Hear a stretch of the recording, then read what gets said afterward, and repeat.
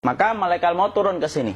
Makanya ketika sakaratul maut sudah datang, maka yang baca Quran hentikan. Kenapa? Oh, memang gitu, ya. Jangan semakin kenceng. Ayo Pak, insya Allah Pak, gitu.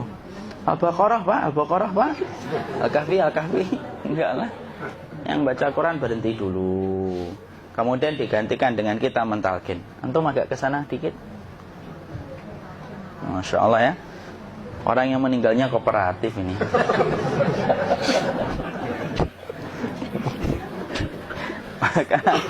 maka agak kesini ya. Maka disunahkan kita untuk mentalkinnya. Nanti ketika mentalkin jangan terlalu sering, jangan terlalu membebani.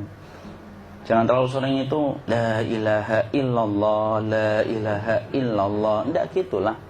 Berat nanti dia ngerasakan. Di situ Imam Qurtubi juga menyampaikan, jangan terlalu sering karena itu memberatkan dadanya. Jadi ketika mentalkin, saya sampaikan, boleh diganti atau enggak Ustadz? Enggak lah, talkin itu ibadah. Ibadah itu tauqifiyah. Tauqifiyah itu enggak usah diganti. Karena Rasulullah mengatakan, lakinu ala mautakum la ilaha illallah. Talkin orang yang meninggal di antara kalian dengan la ilaha illallah. Enggak usah diganti Allah Ustadz yang lebih singkat, lebih pendek. Enggak usah. Subhanallah Ustadz, enggak usah. Kenapa? Karena talqin sudah ditetapkan ucapannya oleh Nabi, begitulah kita mencontohnya. Jadi tidak usah diganti. Cara mentalqin, jadi kalau keadaan sudah tenang, tolong kalau sudah sakaratul maut jangan ditinggalkan.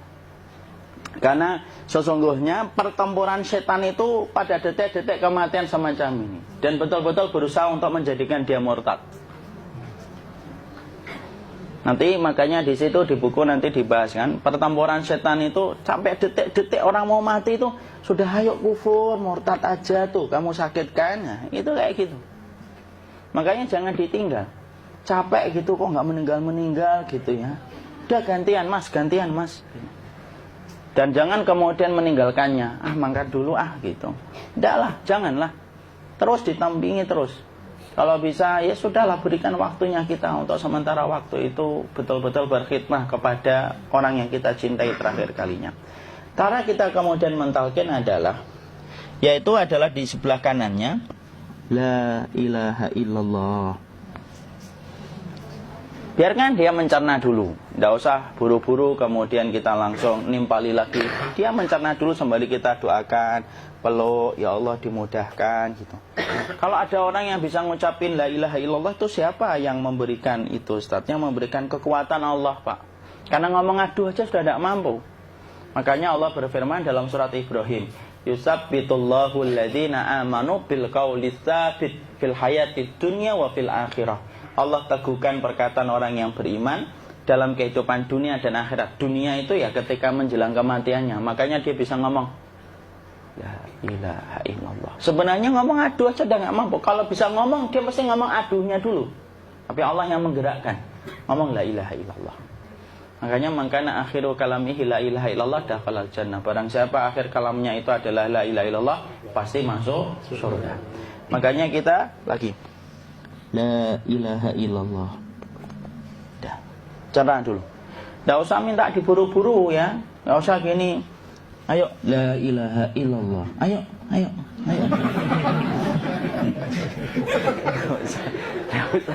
Enggak usah gitu. Ya, biarkan dia pelan-pelan gitu. Ayo tapak, ya Allah capek saya Pak. Enggak usah gitu. Dia ucapkan la ilaha illallah. Kemudian dia mencerna. Lalu kalau dia sudah mengatakan, untuk mengatakan la ilaha illallah. Ya, kalau sudah mengatakan la ilaha illallah, berarti sudah. Tidak usah ditalkin lagi, tidak usah. Belum meninggal juga Ustaz? Tidak apa-apa, biarin aja. Dia di situ aja. Kecuali dia ngomong lagi dan gak usah diajak ngomong alhamdulillah ya Pak, ya Allah gitu. Terus dia jawab alhamdulillah. Itu berarti ucapan terakhirnya alhamdulillah. Atau ketika habis ditalkin la ilaha illallah, dia ngelihat air. Nah, itu berarti ucapan terakhirnya air. Talkin lagi. Nggak usah marah. Aduh Pak minta air. Kuncimu. Mau minta air nanti aja dikubur gitu loh. Jangan gitu. Biarin aja. Jangan kemudian setelah la ilaha illallah La ilaha illallah. Terus, ayo tutup, awas ya ngomong lagi ya. Nggak usah gitu juga. Maka kemudian setelah la ilaha illallah sudah, nggak usah diajak ngomong gitu. Terus kemudian nggak usah ada anaknya perempuan, ya Allah Pak, sudah bisa ngomong la ilaha illallah, usah gitu. Cukup dalam hati alhamdulillah gitu. Diam kita dengerin gitu. Disitulah nanti biasanya tadi detik dia terakhir.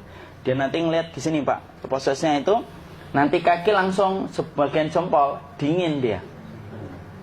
Kaki, telapak kakinya langsung kalau kita geningkan dingin kayak kaki yang kena AC langsung. Kemudian dia langsung ningkup gini, dikit dia, mulai kaku dia. Atau kalau enggak, gini dia. Langsung kayak jatuh, kayak kepala nanti yang paling terakhir, kepala itu pasti ada gerakannya Pak. Ini meninggal itu. Pasti gitu. Pasti gitu. Karena apa? Sudah tidak ada beban ruh yang menahannya. Ya, cabut ya, set pelan, maka kemudian malaikat itu. Tapi tetap sakit lah, walaupun dikatakan ringan, tetap sakit. Maka kemudian sakit gitu, ngelewatin sini. Jantung kemudian sudah tidak berfungsi. Kemudian ginjal Pak, ngelewatin ginjal tidak berfungsi. Bapak bayangkan kan, kalau yang pernah sakit batu ginjal Pak, sepakat nggak kalau kita batu ginjal itu sakitnya luar biasa Pak? Itu baru titik batu kecil di ginjal. Kita bisa bayangkan tiba-tiba ginjal tidak berfungsi. Sakitnya kayak apa Pak? Tiba-tiba ginjal nggak berfungsi, pankreas naik, kemudian tek jantung. Jantung ini dia masih hidup dia, di sininya masih hidup walaupun jantungnya sudah berhenti. Naik. Kemudian mata, dia ngelewatin mata. Organ tubuh yang paling setia sama ruh itu mata. Maka kemudian mata dia ngelihat dia, ngelihat keluarnya, naik dia. Ya, dilihat ini sama dia. Makanya Rasulullah mengatakan innar ruha idza qubida tabi'ahul basar. Ruh itu kalau dicabut, mata itu ngikutin kemana perjalanan ruh itu. Makanya ada yang meninggalnya gini. Ya, itu bukan tanda su'ul khatimah.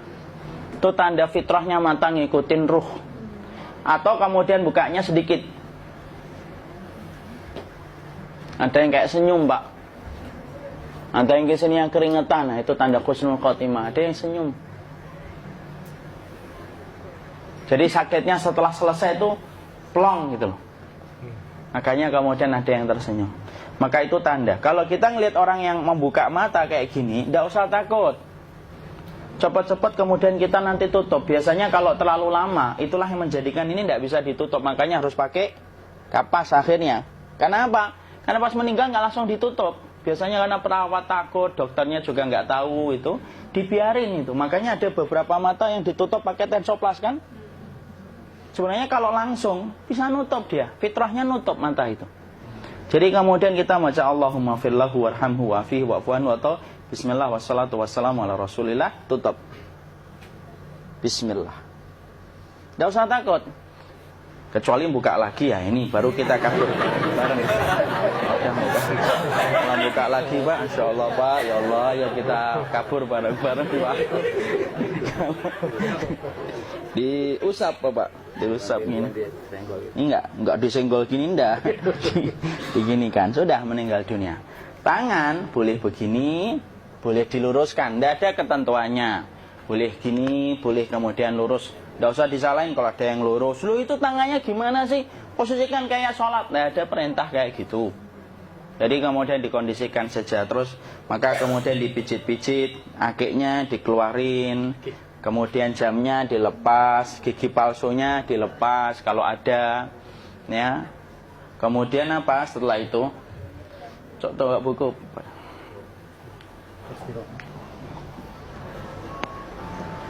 Kemudian kalau bisa awal-awal, kemudian taruh buku atau sesuatu yang agak berat di perutnya ketika baru meninggal dunia. Kenapa kemudian ditaruh kayak gini? Bukan apa-apa, supaya membantu sisa-sisa pencernaan dia untuk keluar. Nanti Pak, biasanya kalau kita taruh agak yang berat gini, atau kemudian kita gini-gini kan, ini udah makan belum Maki? Udah makan belum makan kok udah gede ya? Maka pencet-pencet kayak gini, biasanya nanti ketika dimandikan, nah pas dimandikan diginikan saja. Aduh. Nah ini dia sudah keluar di belakang, dia gini. Terus nanti keluar dia. Nah ini keluar langsung di belakangnya. Dan memperlakukan orang kalau sudah meninggal dunia itu yang lembut gitu. Kenapa? Inna kasra admil mayyiti kakasri admil hayyi. Mematahkan tulangnya ketika orang sudah meninggal dunia itu lebih dia rasakan sakit ketika mati daripada ketika masih hidup. Tuh Islam itu sampai sama orang mukmin itu kalau sudah meninggal aja sampai selembut itu. Kok hidup kasar itu kebangetan dia jadi orang itu. Mau sampai orang mati itu kemudian disuruh yang lembut, kalau ada aib disuruh nutup, tidak boleh diceritain. Misalkan di belakangnya beliau ini ada tompel, gagah-gagah tompelnya gede gitu. Tidak boleh cerita, Masya Allah loh. Sampai segitunya sunnah itu, ngajarin kita untuk nutup aib. Kalau ada orang belajar sunnah sukanya buka aib, nyari-nyari kesalahan orang. Sunnah yang mana dia pelajari itu, saya bingung. Makanya kemudian gini, setelah selesai, maka kemudian tutup dengan kain. Maaf ya, akhi ya. Ya. Nanti kalau nggak kuat napas ngomong ya. Maka ditutup kayak gini, ditempatkan kemudian jangan di tanah, tapi di atas dipan. Karena apa? Syekh Abu Malik Kamal Said Salim dalam Sahih Fikih Sunnah menyampaikan supaya tidak cepat busuk. Dia taruh di atas. Kemudian ditutup pakai kain apa saja, ya, sembari nanti kita mempersiapkan tempat mandinya, tempat kafannya dan yang lain sebagainya. Maka kemudian kalau ada yang datang boleh dibuka. Kemudian kita mencium ininya apa? Kemudian keningnya. Kemudian kita berdoa, nutup lagi kayak Rasulullah ditutup. Kemudian yang datang terakhir itu salah satunya Abu Bakar. Dibuka kemudian beliau, ya Allah ya Rasulullah, engkau adalah orang yang percaya hidup dan matimu, dan tidak mungkin Allah itu mematikan engkau 2 kali ya Rasulullah. Maka kemudian ditutup kembali. Saat itu para sahabat dalam keadaan mendung semuanya. Maka disitulah kita lakukan kayak gini. Ditutup gini Ustaz ya. Kasihan tidak bisa napas, insya Allah tidak butuh napas lagi. Jadi kemudian kita semacam ini kita persiapkan apa yang bisa kita lakukan. Nah itulah proses kematian dari sakit, sakaratul maut sampai kematian.